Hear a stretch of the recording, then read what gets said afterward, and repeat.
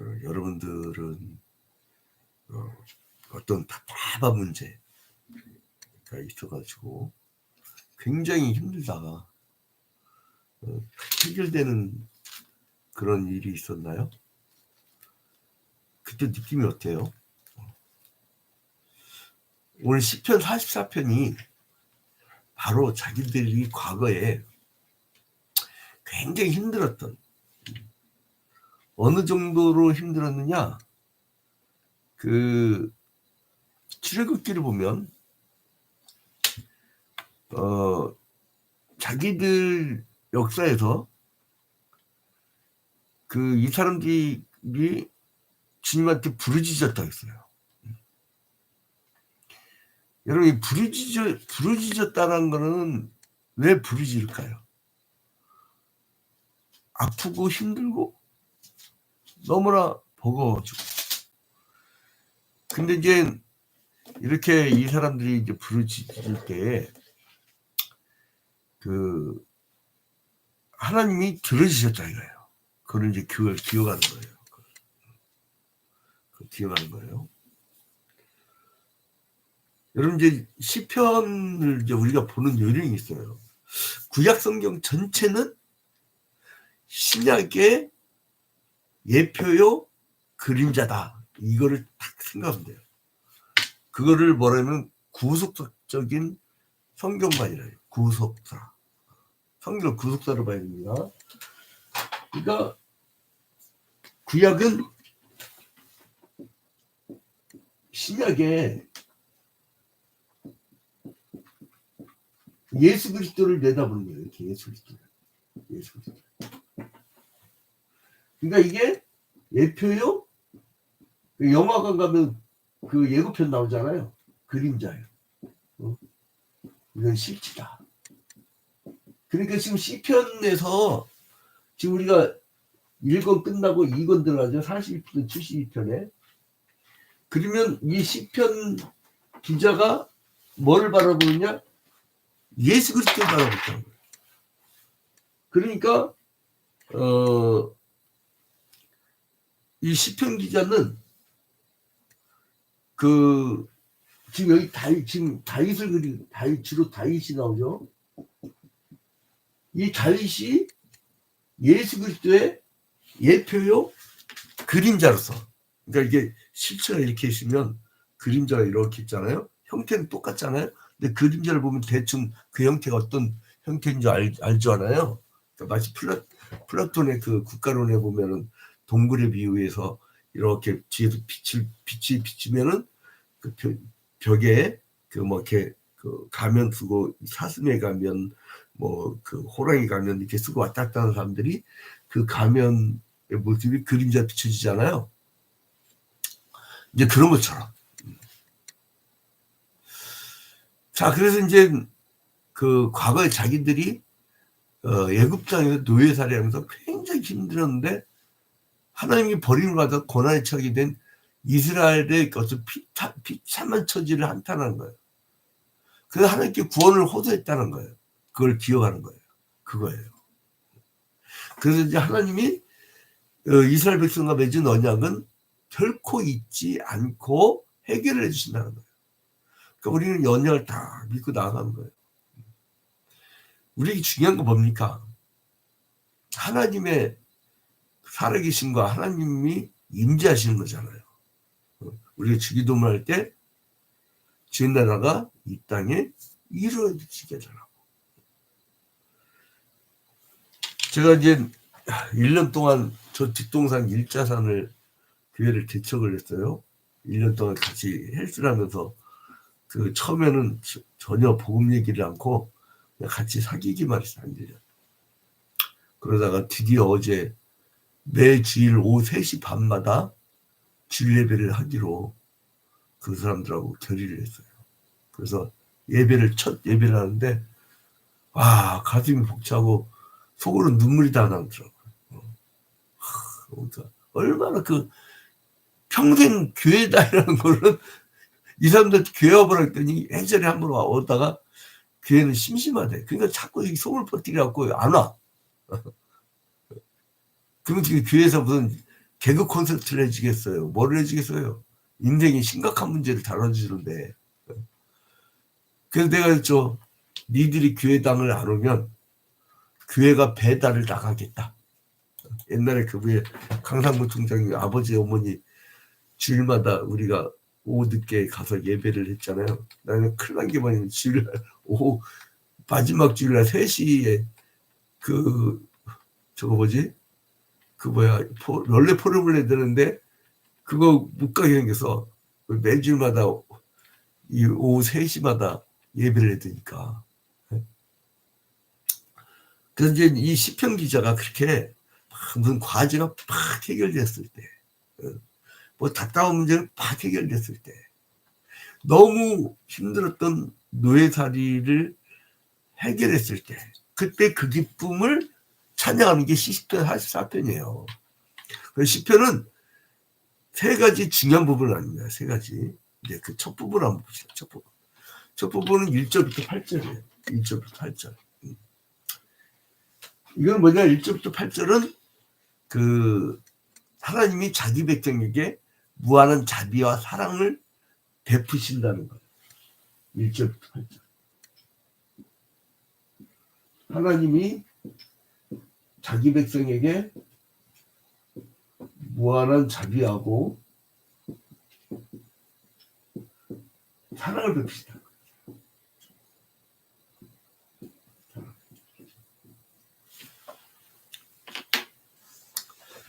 자, 근데 여기서 이제 이 사람들이 얼마나 힘들었는가. 1절 보면 하나님이여 주께서 우리 조상들의 날 곧 옛날에 행하신 일을 그들이 우리에게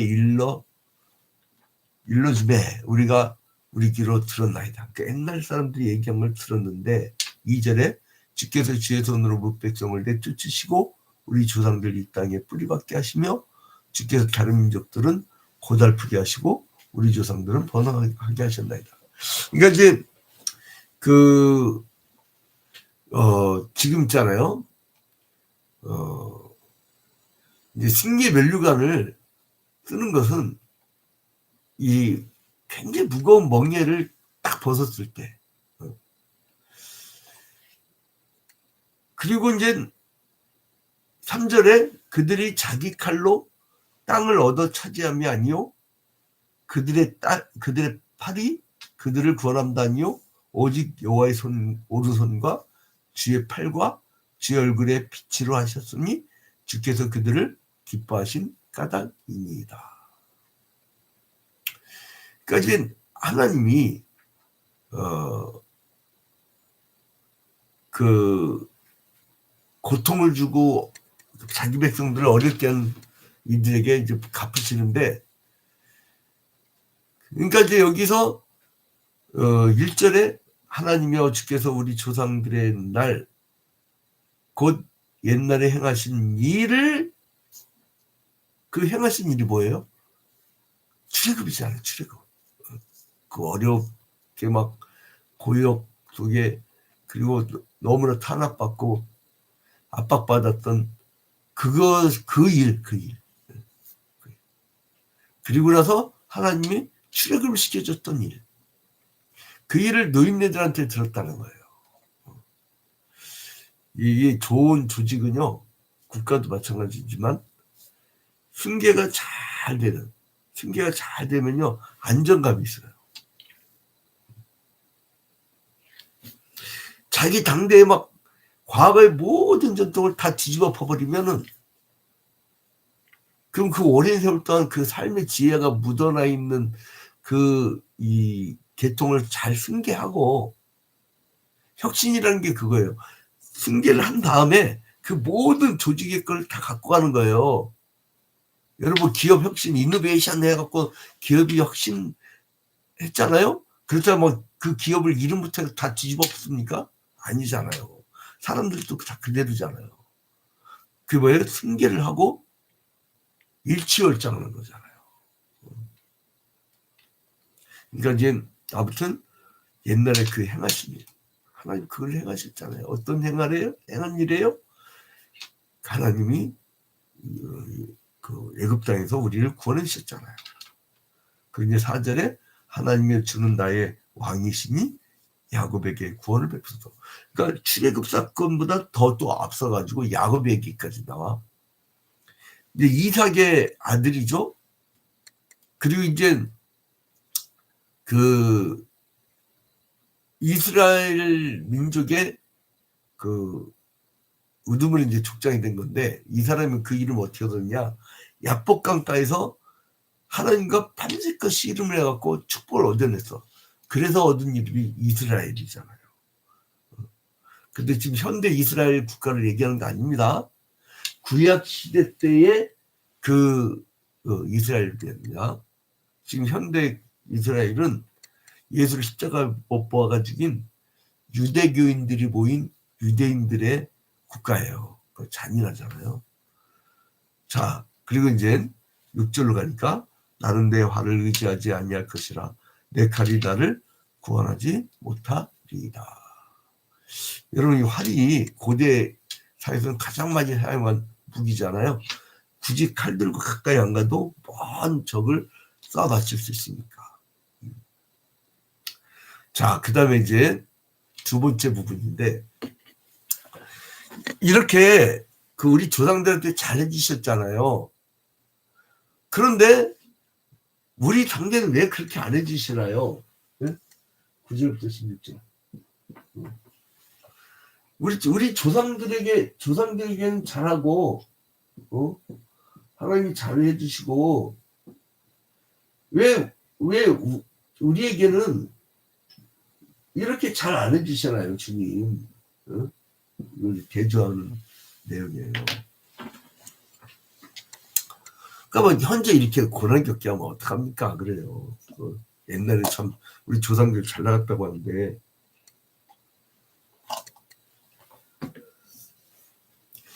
그 여기서 이제 백성들이 원수들과 압지자들의 세력이 판치는 상황 안에서 놓여 있고 비천하고 고통스러운 처지도 있다. 하소연한 거예요.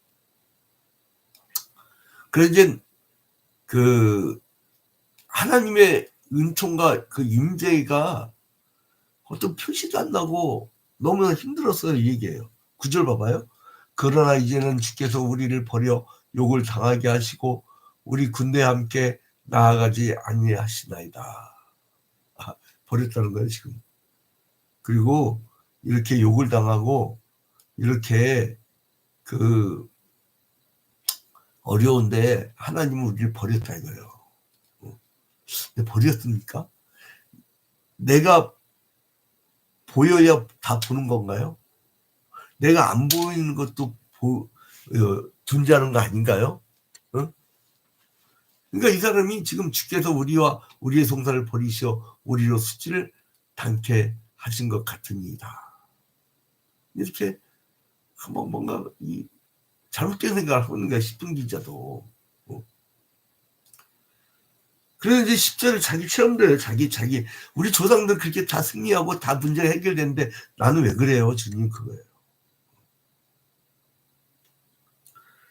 어제 그 명성교회 출신 어떤 집사님 그러더라고요. 우리가 저 뒷동산에서 그 일자산에서 그 일자산 교회 첫 예배를 딱 하니까 목사님 대단하십니다. 이건 명성교회 김삼원 목사님도 못하는 건데 이 산상에서 예배하는 거 처음 봤어요. 그러니까 나는 그렇게 써있나 보지. 수십만 명은 못 모으더라도 저 산골에 버려진 가난한 교인도 아니지 아예 교회도 평생 한 번도 안 가본 사람들. 하나님 그렇게 사용하나 보다. 근데 이 사람은 그게 아닌 거야. 왜 우리 과거의 조상들은 그렇게 어려울 때 잘 해줬는데 나는 왜 이렇게 안 해줘요 주님? 얘기해요. 10절에 보니까 주께서 우리를 대적들에게서 돌아서게 하시니 우리를 미워하는 자가 자기를 위하여 탈취하였나이다. 완전히 원수들 앞에 참패당했다는 거예요. 주께서 우리를 대적에게서 돌아서게 하시니 이는 여호수아가 그 아이성에서 여러분 여호수아 7장 말씀 알죠? 그 큰 성읍 여리고는 막 그냥 쉽게 허물었는데 몇 바퀴 돌고 이제 7바퀴 돌고 나서 무너뜨렸는데 이제 그 아이성은 조그만 성인데 그냥 몇 명만 가도 이렇게 무너뜨릴 줄 알았더니 안 그래. 아유, 그래 이거 뭐 이거 그런 격퇴 당하는 거. 그래서 우리가 기가 죽었나이다. 바벨론 멍에를 떨어뜨리려는 그 시도를 무력해졌고요. 주님 우리가 대패한다이다. 막 이런 거예요. 그래서 11절에 주께서 우리를 잡아 먹힐 양처럼 그들에게 넘겨주시고 여러 민족 중에 우리를 흩으셨나이다. 이제 칼에 죽고 이제 잡힐 운명이 쳤다 이거예요. 자, 근데 여기서 딱 반전이 일어나요. 이제 세 번째 부분인데 17절부터 21절.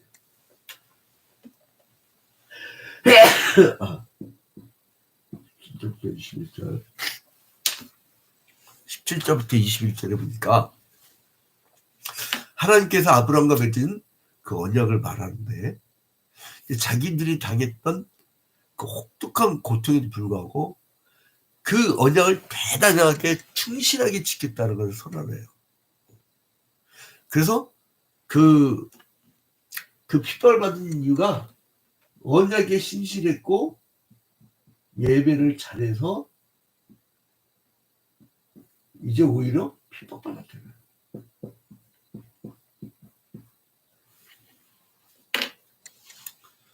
그러면서 이제 그 하소연을 간구하는 거예요.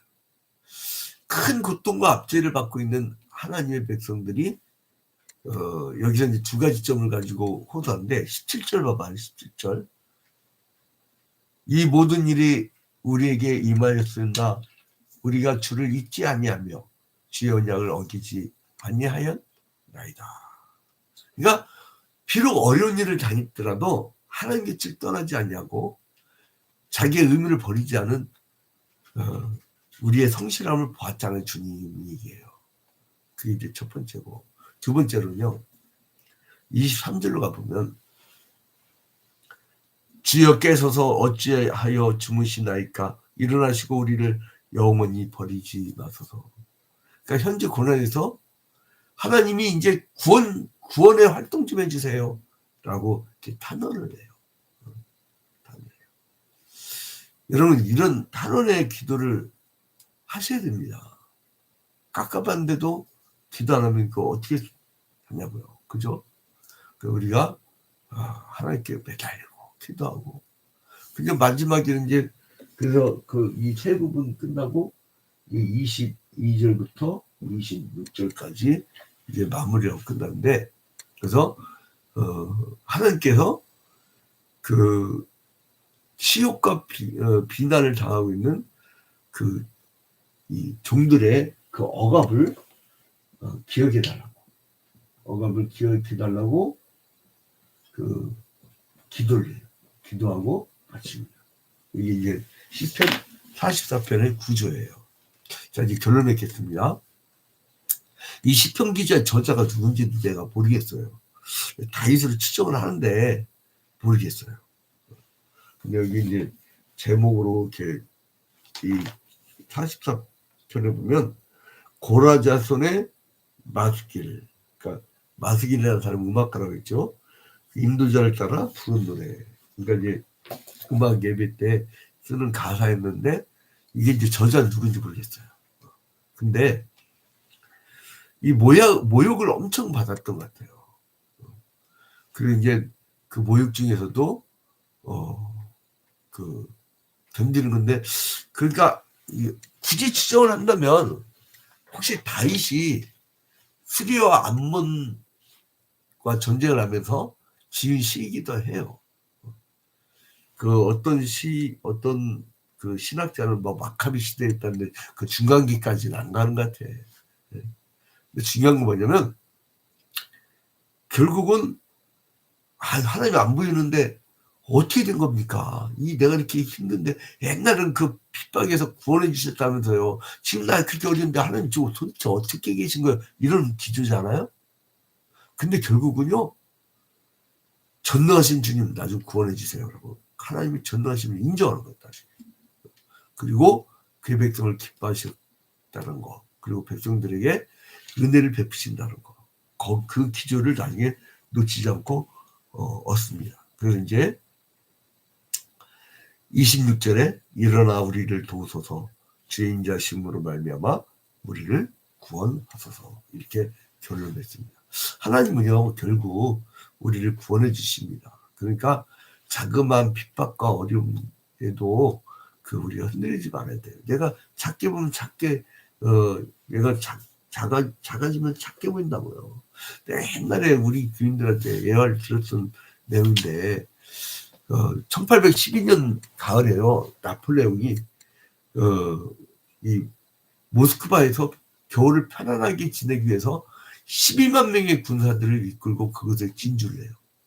12만 명. 야, 옛날에 그 12만 명이면 그거 밥 먹이려면 한 끼만 해도 엄청날 텐데, 그죠? 근데 그 첫눈이 10월 30일에 내렸는데 3주나 일찍 내렸어요. 그러니까 이제 나폴레옹이 실망이 차가지고 곧 퇴각을 막 서둘러서 폴란드에 있는 여러 그 도시에 그 진영을 설치할 것을 결정했어요. 근데 1,000마일이 넘는 황량하고 쓸쓸한 지역을 횡단하는 행군을 했는데 일주일 후에 이 그 거대한 군대가 완전히 모스크바를 벗어나는데요. 근데요, 적들이 이 쭉 행진하는데 허술한 곳마다 그냥 기습을 해요. 그러니까 막 혼란스러우니까 이 명령과 훈련 받을 때 다 잊어버린 거예요. 막 여러분 다 혼란스럽잖아요. 신앙의 원칙도 없어져요. 그거 마찬가지잖아요. 그리고 막 계급도 없고 막 난리가 나는 거야. 막 생존을 위해서 막 서로 다퉈요. 그래서 죽은 자들과 죽어가는 자들이 발을 밟혔고요. 수백 필의 말들이 그 말을 전쟁에 쓰지 않고 그걸 잡아먹었대요.